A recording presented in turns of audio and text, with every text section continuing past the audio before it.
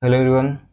In this video, we will try to understand who are the resident of any particular country.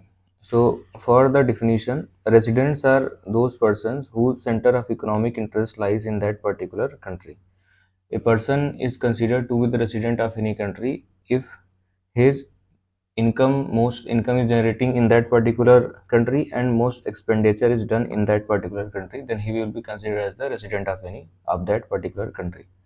According to the UN system, a person who is living in any foreign country for a period less than 1 year for any purpose like employment, like tourism, like any purpose, then he will be considered as the resident of own country. Means if he is living less than 1 year, he will be always considered as the resident of his own country, not the resident of the foreign country. For example, let's say a national of India, for tourism, he is in the Saudi Arabia for the period less than 1 year. For any employment, he could be there, then he will be considered as the resident of India, not the resident of the Saudi Arabia.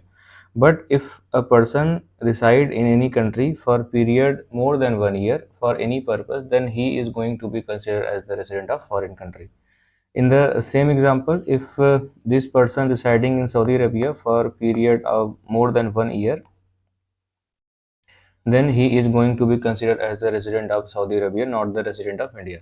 Some exception for the resident is that a government employee will always be considered as the resident of his own country. For example, a government employee like diplomat, like member of armed force, Indian soldier who is residing in uh, any country, any foreign country, then he is going to be considered as the resident, always resident as the India, not the resident of foreign country. Any diplomat who is working in any foreign country will also be considered as a resident of his own country, not the foreign country. So it was for the resident of individual resident, for the institutional resident. So institutional residents are those things. Institutions means like firms.